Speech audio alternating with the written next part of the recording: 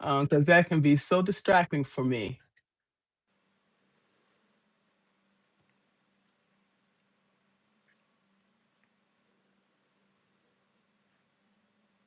Okay. It's going to be people coming in soon. So I hope. Yeah. Fingers crossed. Yes, we got this either way. That's why we had a replay. Yeah. All Oh, here we right. go. Yeah, we got a few people. Yes. Yeah. Omni Intel. Okay. Shrey. Medea. Okay. It's all good. Yeah. Absolutely. We're gonna wait here for a few minutes and see who else is gonna show up with Patrick and I today. Okay, I am just honored to have Patrick here. And come to find out, hey, we from the D, okay? The Motor City. That's And I'm right. like, yes, yes, okay? It made me think about Coney Island, Oh, yeah. okay? All right, I can see that Buddy's Pizza, okay? Yeah. Yes, I can Yeah. see the Lions Stadium, the stadium where the Lions and the Tigers Hmm. and the Red Wings, Oh, okay? The yeah. Yeah. home. Yes, Yeah. absolutely. Yeah. So this Fox is Theater, it's all right there.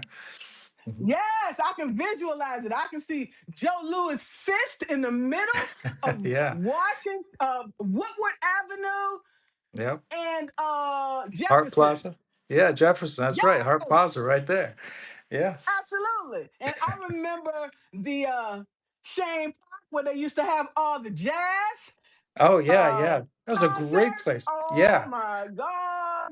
Yeah. I think they changed that now, but man, that was a fantastic place to see a concert, man. Oh, that was wonderful. Wonderful place.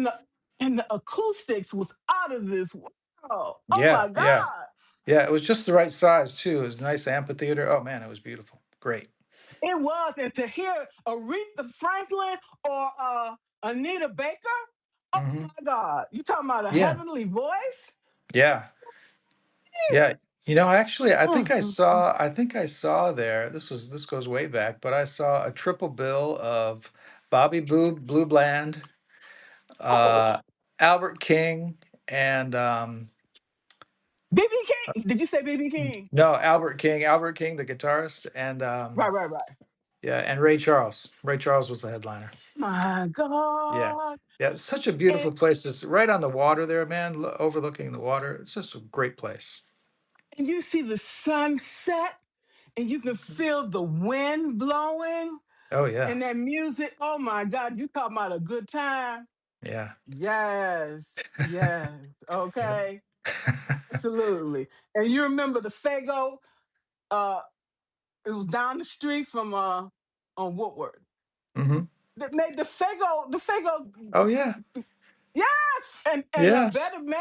better made potato chips. Oh Oh yeah. my That was up God. on, yeah, Better Made's up on Gratiot. Yeah, absolutely. Yeah. Oh wow. Trip down memory Okay. lane here. Yes, that was a good song too. Yeah. Okay, so don't get me started. People are like, what they talking about? Okay, we talking about our hometown, That's right. the Motor City, Detroit. Okay, I couldn't wait to leave that place. Okay, but having to come back to our roots because that's who we are. We need to face who we are, where we come from. Hmm. Everything was not bad about it. No, no, no, Okay, not at all. yeah, but now I'm looking back over it.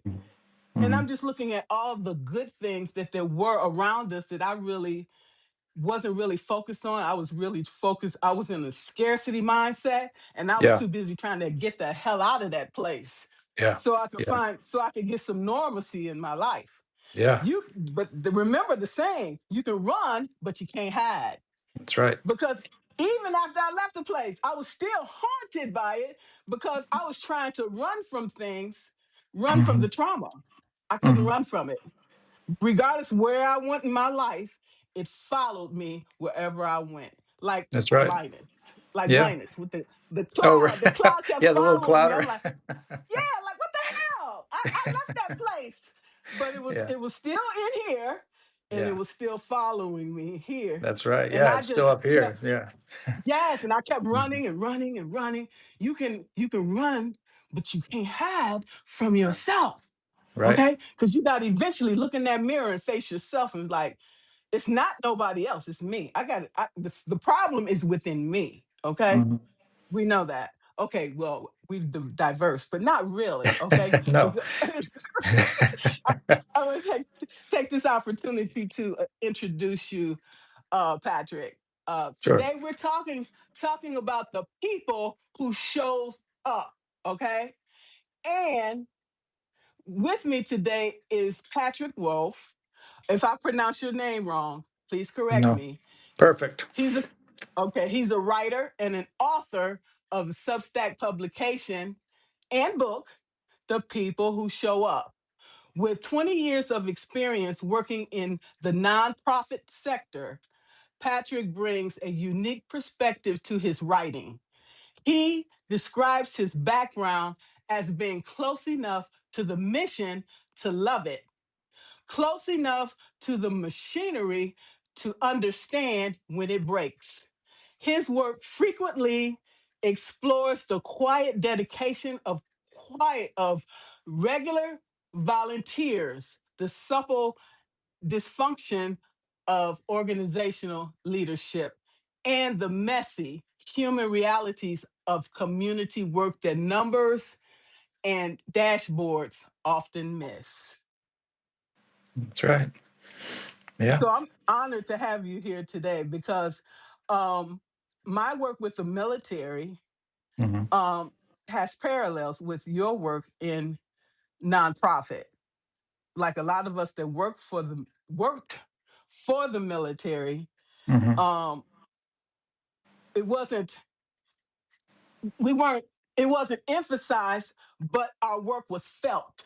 Okay, Hmm. it was felt through the communities, through Hmm. the families, through everyone else that we touched. They didn't know it was us necessarily, but it Hmm. was felt. And the work that all the nonprofits do helps to support the basic needs of every person. And Hmm. and we all deserve human dignity. And these are some of the things that we're seeing being stripped away as we continue along our path in these chaotic times. So talk to us about how you came to Substack and your work and how you transitioned. Sure. Well, like you mentioned, I had a 20 plus year career in nonprofits. And I think maybe there's probably other people in nonprofits who bounce around like I did, but I changed jobs about every 2 or 3 years, 3 years generally. And so over 20 plus years, I worked at 8 or 9 organizations, I think it was. Consulted as well, did some consulting. So I've kind of seen it from a bunch of different perspectives. And what's interesting too is that I've worked for just about all the different types of nonprofits you could imagine: land trust, theater, um, consulted for food banks, and then I ran a food bank and pantry eventually. And then I did a little stint with a behavioral health organization. Worked with the Salvation Army for a little while. Just a really broad range of um, nonprofit missions. And one thing I didn't do is work in academia, which is I think the only checkbox I didn't have. So not that I miss it or or wish that I did it, but I did not work in academia. But the why I came to Substack is I after I retired, I actually left to part of the reason was to take care of some aging parents, and my my life took me away from where I grew up in Metro Detroit, and that's where my nonprofit career started with Salvation Army and Gleaners Community Food Bank, and working down there in the Cass Corridor, where the new arenas are all down there. That none of that was there when I was there. Well, the Ford Stadium was there, and the new Tiger Stadium had been built, but yeah, so that was kind of where I cut my teeth in the nonprofit industry. But I moved away, and so I'd been away for 20 plus years, and I've been away from family for a long time. And then as happens to everybody who ages, your parents, their health deteriorates, and so I really needed to move back to Metro Detroit, and so I did that for a little over a year just to make sure that their health was okay. I had a couple major scares, but they worked themselves through it. Their health is great now, and they're doing much much better, and that allowed me to fulfill a dream that my wife and I had, which was to become somewhat of expats. And so I'm overseas now in Albania, and it's lovely here. Although I should mention that we've had some really serious thunderstorms here today. So if I cut out, that is why. So just want to give you a heads up. Thanks. Yep. And of course, like I said, it's been brutally hot here. It was 100 degrees yesterday, 100 degrees the day before. So it's been super duper hot. Um, so the book and how I took all of that, and made my way to Substack and wrote this book. It was almost like the book just kind of had to come out of me. And I had 20 plus years of people that I've interacted with, whether people through not only staff or donors or granting organizations, and hundreds of board members that I've dealt with over the years, community members, community leaders, but then all the many, many dozens, hundreds of people that we served through all those years, and whatever the mission was. And I just had stories and stories and stories in my head of things that have happened, crazy stuff, and most of it was just the dysfunction that I experienced. Well, it was really both. It was the devotion that you see, like you mentioned earlier, the devotion from the staff primarily and volunteers. That's really where you see it. People that help organizations and low level donors too. That you really see those folks to show up and help organizations and staff. And um, I just had these stories, and I just they needed to come out. And so I just started writing about a year ago. And it was, instead of trying to write a leadership book, or this is how or an instructional guide on how to run a nonprofit, which I certainly could do. My career it was pretty much fundraising or leading organizations. So that was kind of where I worked in nonprofits. So a lot of ask letters, a lot of licking envelopes, a lot of donations processed, a lot of thank you notes, and raised a lot of money over the years. A lot of money. And it was always, even with the dysfunction, it was always a beautiful place to work, no matter where I worked. There was always a beautiful thing that happened, a beautiful story, a beautiful interaction with someone in the community, staff member. Something moving would happen all the time. And those memories, I just couldn't forget. And I took notes a lot of the time, and both the crazy and the beautiful things that would happen. And so I gathered all these stories together, and how I approached, if you've seen this in my Substack, how I approached it is to talk about the people in nonprofit and the dysfunction in nonprofit, instead of you know um, singling out any one particular person or one bad apple. I tried to bring it up to a little bit higher level and use tarot and the archetypes in tarot to describe the dysfunction and devotion that you experience in really any organization. Like you said, you made the comparison to civilians working in the military. It's really any organization that has that similar structure. So healthcare, education, any nonprofit, they're all going to come with this sort of dysfunction. And you're going to see these archetypes in all of these different, anything that has this type of organizational structure. So if you're familiar with tarot at all, or just archetypes really, you've got the Fool, you've got the Emperor, you've got the Pinnacles. yep, Pentacles, yep, yep. Uh, and I have some of my my preferred and funny stories just in my preferred chapters. Like the book opens with the fool, just because I interacted with and encountered so many board members who were very well intentioned, but they just didn't have a clue. That no clue on how to implement a program, or how to interact with clients, or just again, the well intended, they believed and loved the mission as much as I did, but they just kind of came at it a sideways way that just didn't make any sense. And so that's something that everybody experiences in any type of organization. Yeah, Uh, and then the next thing is how you tell them that. that's just yeah that yeah boy, that's the $64,000 question, isn't it? And a lot of the time, and at least what I experienced, is they're not going to hear you anyway. You could try statistics, you could try explaining, you could say, hey, well, this staff member has a master's degree in child development, but they're not going to listen. They think they know better, and that's okay. Then but you do have to find a way to navigate all that, and that's just part of the dysfunction. And one of the things I hope, speaking of that, one of the things I hope that people get once I do end up publishing this, and maybe what they see from my Substack, is that by using the archetypes, I hope that people will feel seen and heard, and that so much of the time you're told, or you have conversations where you're being blamed, or you're saying your performance is not quite right, or you're not approaching it just so, or my ideas are better because I'm on the board. And it's not about that at all.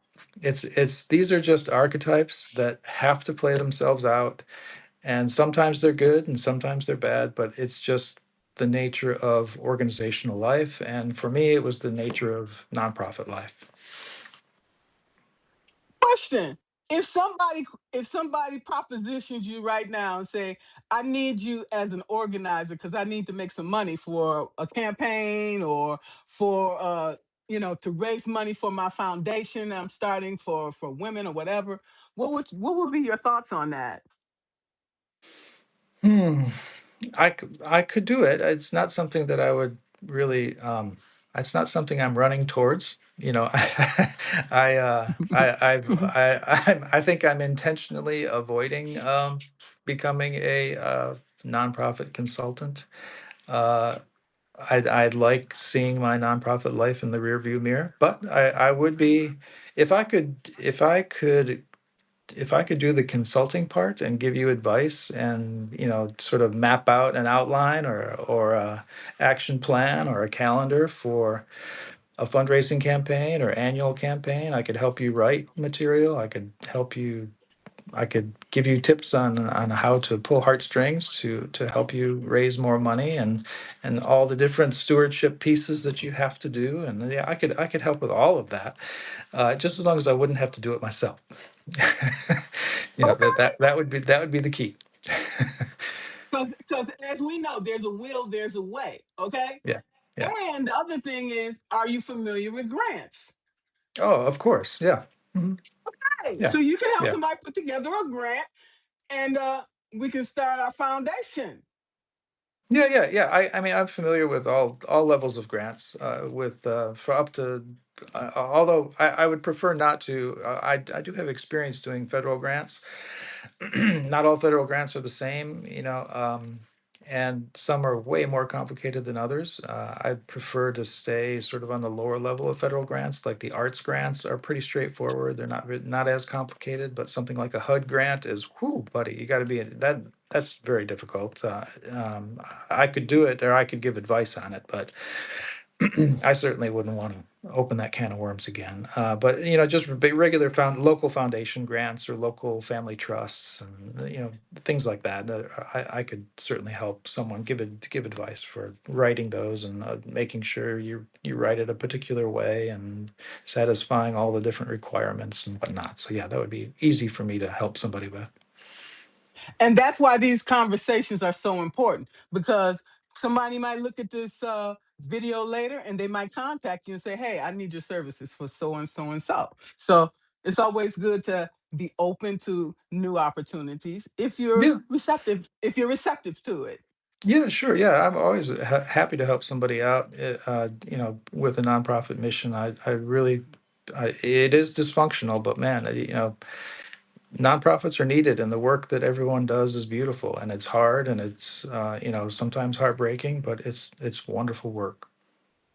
And the reason a lot of people don't do it is because they don't know where to start. And Yeah, knowing somebody like you can ignite their passion, and it can go in a number of ways. It can just be international. So yeah. we yes. So that's good to know. I'm sorry to cut you off, but I wanted to ask you that while it was still on my mind. So if you can get back to what we were talking about, that's Yeah, great. sure. No, no, this is great. Yeah, it's all part of this. I don't really talk about that sort of thing. I didn't want the book to be a how-to in any way whatsoever. The book really started out, like I said, I had all these ideas and stories and archetypes, because I over 20 years I just kept seeing these things repeat, and no matter the organization, big organizations, small organizations, big boards, little boards, I saw these things repeat over and over and over again, and then not just the organizations I was with, colleagues in the same community. You meet with other colleagues, and you commiserate over drinks or something, and yeah, it was just, it would happen over and over again, no matter where it was. And so, like, all communities, all nonprofits are very similar, no matter where they are: big towns, little towns, big organizations, small organizations. It all um, connects. So my book, uh, it's not a how-to. It's, again, for people to be seen. It started out as really as, seriously, I wrote a thank you letter. It started out as a thank you letter to staff. Um, and that was the direction I was going to take the book. And then I realized, as I started to gather all the different stories where I was going to tell the different archetype stories, that I had something much more than just a collection of short stories or personal essays. And it really evolved into this, you know 20 or 30 chapter book, covering 24 different arcanas, and dealing specifically with, I made sure that I included not only the major arcana, not the major archetypes for board or donors. I made sure these, so the people who are doing the governing, those are all the major archetypes, the emperors, the fools, and whatnot. And then I made sure that I included archetypes for staff too, so that people could read the book, whether you're a board member or a someone in the trenches, the staff, or a donor, so that they can get a sense, a feeling of what staff might go through, and how they might feel, and how they approach their position, and how they might see themselves, and how they might see the board. So in a way, it's kind of a roundabout way that could end up being a helpful in in for both board members, and or for both people who are doing the governing and people who are doing the administrating, uh, to be able to see one another a little bit more clearly, and to be able to operate an organization a little bit more efficiency. So it'll probably end up doing that once people, read through the book and see the messages in each of the chapters with the stories that I tell. Um, but there's one thing I wanted to make sure that I did in the book, that I do more often in my Substack, actually, because I enjoy doing it, and it's sharing the stories, what I call mission moments. It's the moments that stick with you when you go and you volunteer somewhere, or if you work in organizations. It could be a hospital, or it could be education, and there's just something that moves you, or that's funny, or that really stands out. And so I break up the book with these mission moments, where I recenter the reader to remind them why we do what we do, why the people show up. It's the devotional aspect of why we work so hard. We work 6 days a week or 7 days a week. Sometimes our phone rings at 11 p.m. and we might have to go do something, or you're yeah, it's all the reasons why we do what we do, and we love what we do. In the end, we love what we do, and so those mission moments are a way to recenter and remind the reader the importance of the work and how impactful it can be. I love that because I'm going through a couple of books right now. This guy called Patrick Lencioni. I don't know if you ever heard of him. Mm. Okay. What he did was he turned his book into a course. Oh, Okay. cool. Hmm. Yeah. So he has this book. He also has a workbook. Oh, yeah. Okay. Okay. Yeah. Okay.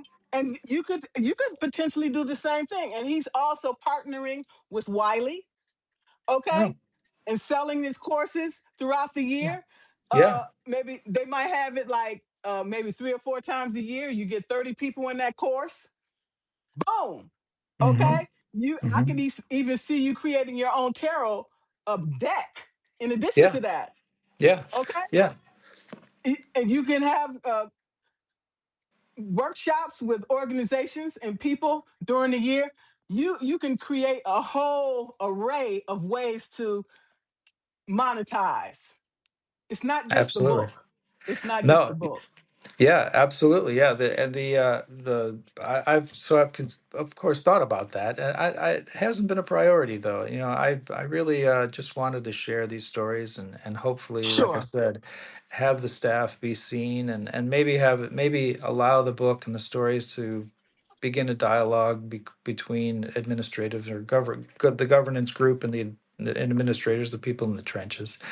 But yeah, there's going to be a huge opportunity to do exactly what you said. And the easiest way would just be an online course or something like that, or certainly a follow-up book that's much much much much shorter, that has a little bit more practical advice, and actionable questions, and maybe other tools that anyone could use to help themselves personally, professionally, in any type of organization. Yeah, so that could be on the horizon. It's not really something that is high up on my priority list. I'm also doing a lot of fiction writing now, so that's kind of taking up a lot of my time.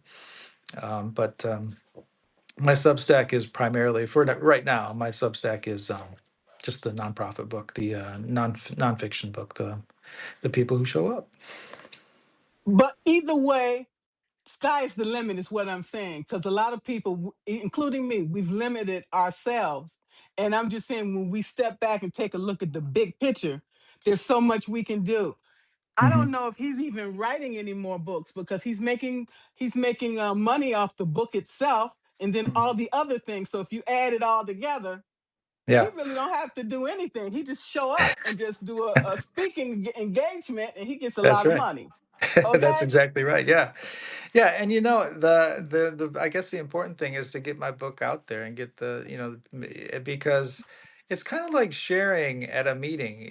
So I told you I worked at Salvation Army and behavioral health, and so I made sure that I went to open meetings so that I could become familiar with the people that I served. And you hear those stories, and there's stories of struggle, stories of success, and beautiful stories. And it but and the sharing is important because other people can see themselves in other people, and so it helps you uh you know in your path to recovery. And my book maybe would be able to help people see themselves, and see that their struggles are not their own. They're shared across organizations, and that it might be helpful. It would be great for me to be able to help people in any type of organization, be able to just feel better about waking up in the morning and going into work, and being grateful for the job that they have. Yes, yes. And it's like sometimes you cross people path for a reason. And I just saw so much potential in you. Just from the conversation, I listened to you. You were talking with Chris, right? Yeah, And I yeah. like, and I heard you was from the D, and I like, oh no, That's I right. got to contact him, okay? Because you had a powerful story, Yeah. and you love the work that you do, and Yeah. I personally just always looking at how other people can elevate, not necessarily Yeah. how I can do it myself, but I can see the potential in other people. I just wish I could see it in myself. You know what I'm Hmm. saying? Hmm. And that's why sometimes just sitting in silence, it Hmm. gives you an opportunity to see things that you didn't necessarily see that's right in front of you. Yes, that's exactly right. Well said. Well said. And that's a good point. I'll just make another point on that, and that sometimes we're so stuck either in our own heads or our own minds, and we really have blinders on. We don't realize our experiences might be really helpful and uh, might not be as unique as we think they are. So it's good to connect with other colleagues and just you know try to help one another be the best people we can be and to do the best job we can. Yes, and I am very honored to have this conversation with you today, Patrick. Every conversation I tend to have, it seems like it deepens my understanding, and it deepens my connections as well with people like yourself. Mhm. And thank you for that. Yeah, I'm just very excited to be here. I'm grateful that you reached out and that we could do this. This is wonderful. Yes, it was when I knew you were in nonprofit. I'm like, and I'm like, I see the correlation between the government, you know, Oh selfless yeah, service, okay, yeah, yeah, and nonprofit work. yeah. And we Oh have yeah. to look at how we can bridge the gap and help others that are in bad situations right now. How can we help them? Okay, Mhm. because the government is no longer, we cannot rely on the government for handouts. We cannot do that anymore. Okay, No. when they had the new bill or whatever, when they passed that, Hmm. the government, you know, did that at that particular time to help the people. And I'm probably sure that Eleanor Roosevelt, which was a humanitarian, made Hmm. sure that happened. She said, I don't care what you do, you're gonna make sure these people eat, and that's the basic thing that anybody needs, you know? And if Hmm. you don't have that, you can't go any further in your life at Hmm. all. Hmm. You know that. Yeah, yeah, yeah. And having worked through the great financial crisis, the Great Recession from 2008, 9, 10, that time period when the I mean that was really difficult. I can't imagine what it's like now. It must be really, really difficult to have to absorb a lot of these cutbacks in nonprofits. I mean, I can't imagine how difficult it must be now. And we really what that means is that you just work a lot harder. You got to turn over a lot more rocks, to be able to get your budget to balance. I mean, you just got to work harder to the fundraisers are just working their tails off right now, and the executive directors are just working their tails off, and the program directors are working their tails off to make sure the programs stay running. All nonprofits are just working 50% harder now. It's sad because when you said that, I had a flashback from the olden days when we had to pick up the rocks by hands to build these uh whatever they wanted, pilgrims or whatever, Mhm. pilgrim, Mhm. what you call them, whatever. So we people work their ass to the ground. All the accidents and everything, they didn't care what happened. They just want that structure built. That Mhm. was the Romans back in the day, how they treated people and everything. That's what it Oh reminds yeah, me of, yeah, you know? yeah. And that's what we're going back to. Okay. I don't know what to say about that. If the nonprofits can't help us, then who's gonna help us? Yeah, nonprofit. Well, thankfully, there are still plenty of nonprofits out there, and and local foundations usually do a great job of stepping up and trying to fill the gap. There's just philanthropy is great, even in small communities. You'd be really surprised that there's the end of it. And one thing was interesting that yeah, I mentioned the great financial crisis. What I experienced there was that the major donors, whether they were businesses or individuals, they pulled back. But small donors, so anybody below, the $100, $200, the $300, anything below $500. For some people, $500 in some organizations, $500 is a major gift.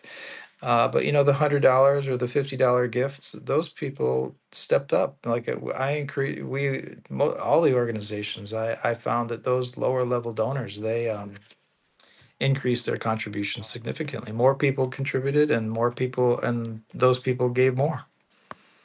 Well, that's good to know. That's good to know that we do have good people, a lot of good people out there.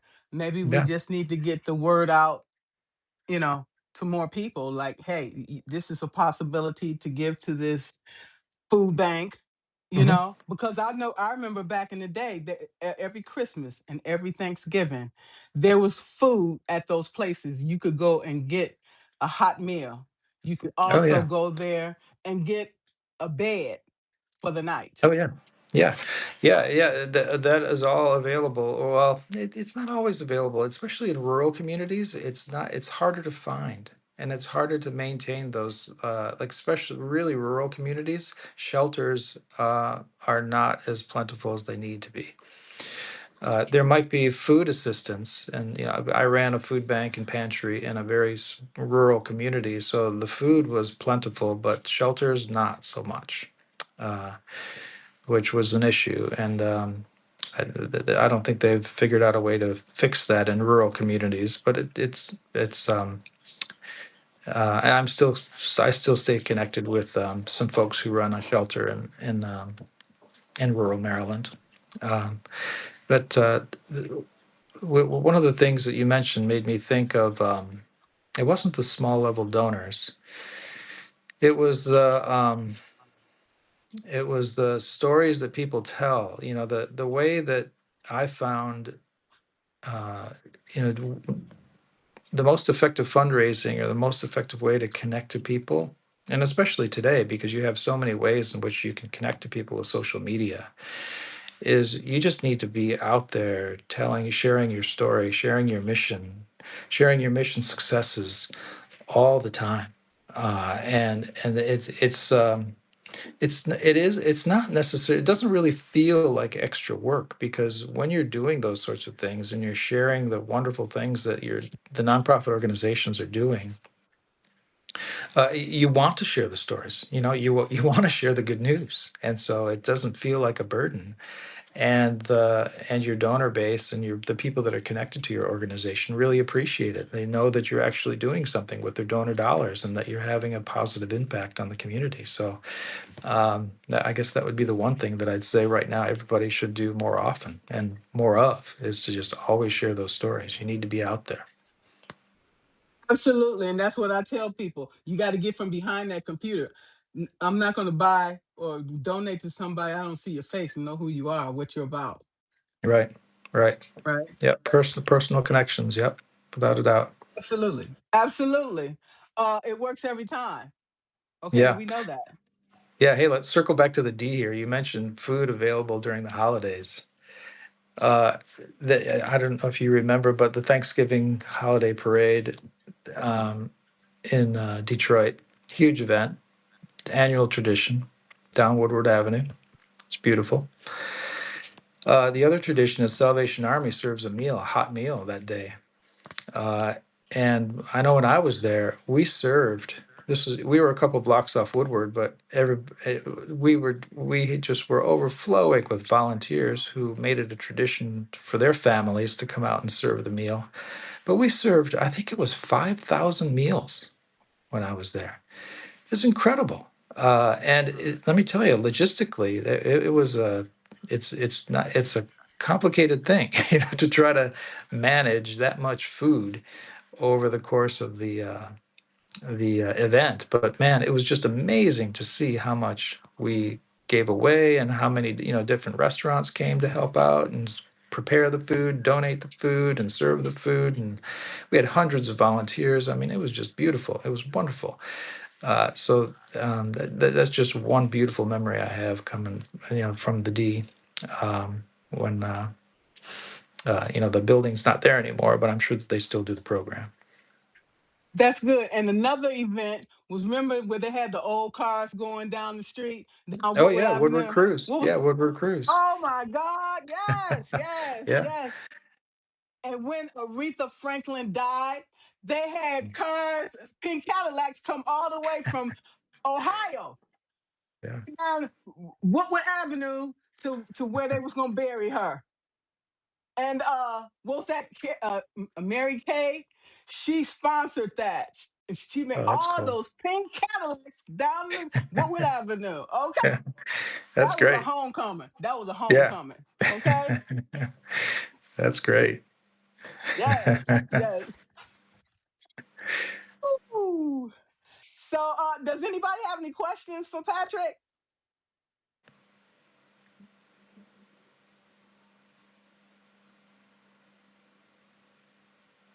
There's a lot of comments, very positive comments. Oh, Okay, good. Yeah, cool. and and do you have any closing remarks, suggestions, or recommendations? You know, I hopefully people will, if they take a look at my Substack, or even just, if you're working for organizations or working in the nonprofit world, and you feel like, you're just super stressed about maybe conflict with, board, or sometimes it's conflict with other staff, but that's not as common. It's usually the governance folks down to the administrative folks, or the people in the trenches. Just don't always take it personal. It's not it's dysfunction that Mhm. you just can't avoid, and you just have to find a way to navigate it, and just stay positive about the work that you do, and remind yourself of some of the beautiful things that happen every day at your organization, and be grateful for the people that you help, and the people that you work with, and that you're all in it together, and that um, sometimes it's just the system, man. It's just the dysfunction of the organization, and there's no way around it. And you can try to just do your best to navigate it, and stay positive, and grateful for the work that you do in the community. I'm glad that you mentioned not to take it personal, because I took everything personal, and that was a problem, because then I kept myself upset and my nervous system was never able to regulate itself. Yeah, So, well, it's almost impossible not to. You're passionate about what exactly. you do, and you always want to do a good job, of course. And it's hard not to take it personally. And you got to take those It walks is. around the block, or you got to go for your just walk down the block, or get out and get some fresh air, and count to 10, whatever you need to do to cool off. Go get a coffee, and then hopefully, in between that time, you have a moment where you maybe see someone that you help, or you're reminded of the work that you do, and that it's all beautiful, even with the dysfunction. Well, I'm glad that you mentioned that. That's why I'm retired now and I work for myself. Right, yeah, maybe easy for us to say, right? Easy for us to say. Okay? Right. Exactly. Exactly. Yeah. Exactly. This has been beautiful, but I want to ask you, say if somebody want to come and get a tarot reading, do you do tarot personal tarot readings for Oh, that's a people? great question. Yeah, that's a great question. No, I use tarot because I think it lends itself better to organizational dysfunction, and certainly nonprofit dysfunction, because there's sort of an alchemy in tarot.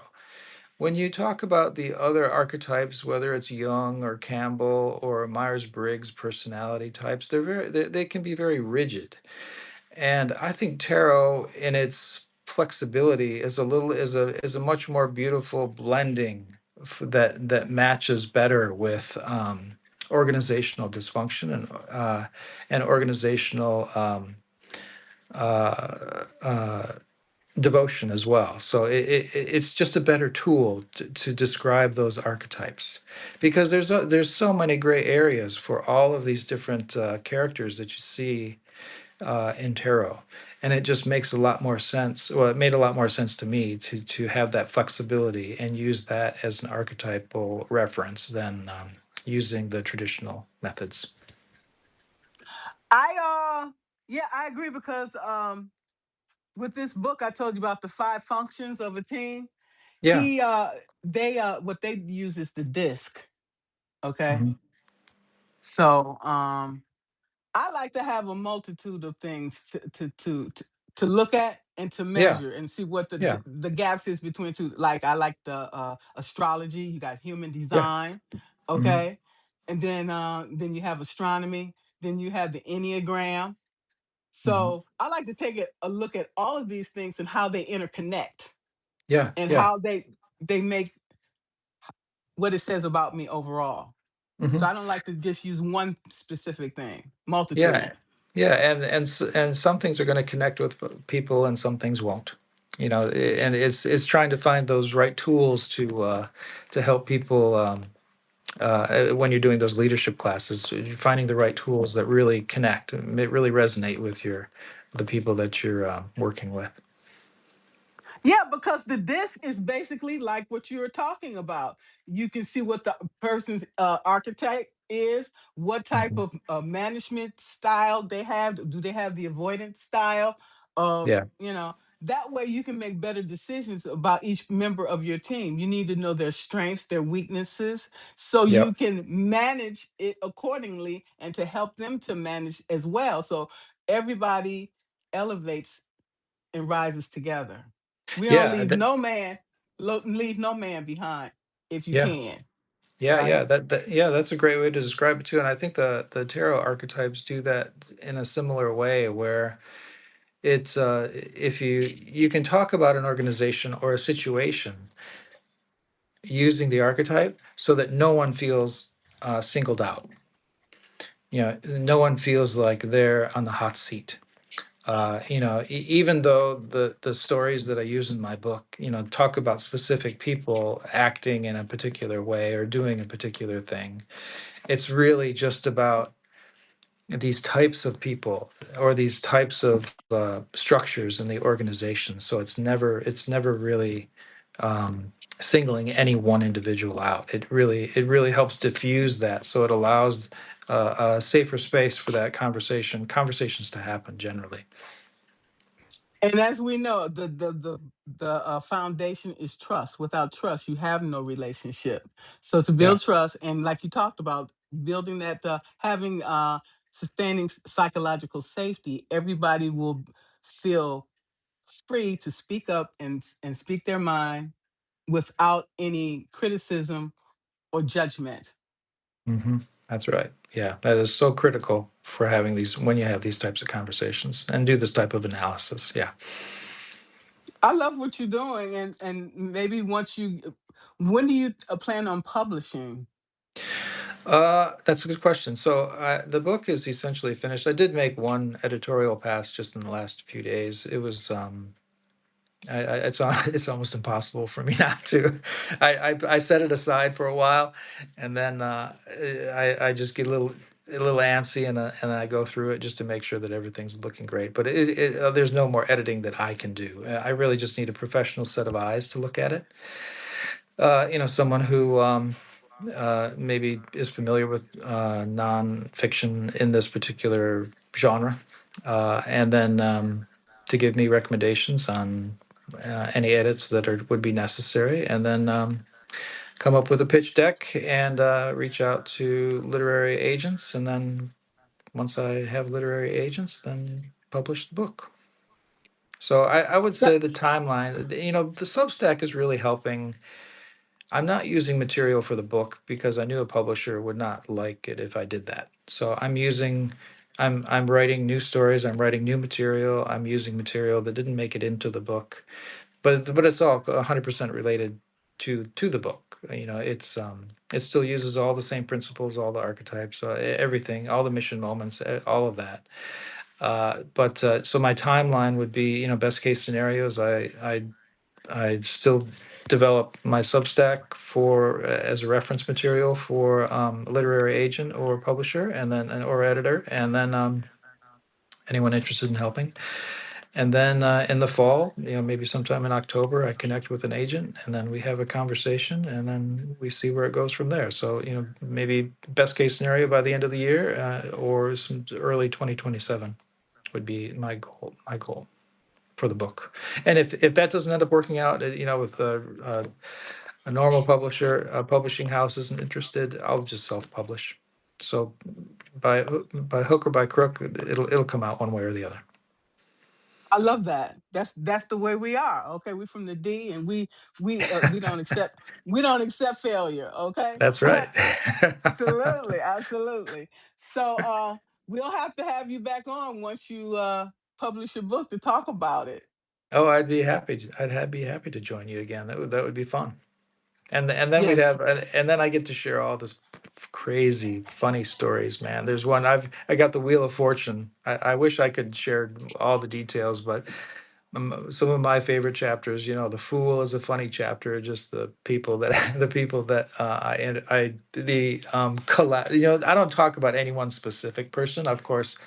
To protect myself and the book and other people, I collapse these characters, but all of these things happened one way or another to me, which makes the stories both sad and funny and hilarious. And I try to use humor throughout. So, I'm not comparing myself to these authors, but they're personal literary essays, and so it's kind of like Bourdain's humor or David Sedaris. It's very similar, actually, to. There's an author who just came out with a memoir about Silicon Valley, Anna Wiener. And now my book isn't a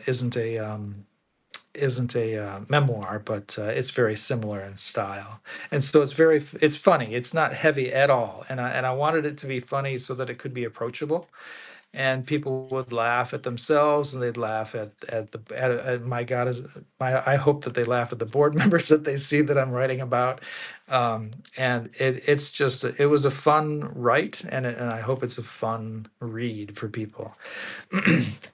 So yeah, the Wheel of Fortune stories that I share are just absurd, but they're true, and it's just how fundraising comes. Fundraising is easy one week or one year, and it's extremely difficult the next year. And sometimes it's just the Wheel of Fortune spinning. You have no way to predict it, and sometimes you are the star player, and then of course you are the scapegoat. Either way. of It course. just, of course, yes, yes, and just the other characters, I have are just they were just fun to write, and it was fun to write about people that I've interacted with that I admire, and so maybe once the book is published, I hope that the people that I've worked with that are still around that I based loosely some of the characters on will see themselves in the book and appreciate seeing themselves on the page. That's awesome, and I love the work that you're doing, and another fellow Michigander. Okay, we have Evie out there who's also a Michigander too. She comes from the Upper Peninsula, but we don't hold it Oh against yeah. her. Oh, Okay, no. yeah. That's all right. It's beautiful up there. Beautiful up there. It is. It Yeah. is. So thank you all so much, and thank you so much, Patrick, and keep doing the amazing work that you're doing, and we will catch back up with you. Sounds great. Great to have a talk with you. You too. Thanks. All right. Bye. Bye Bye. all. Bye.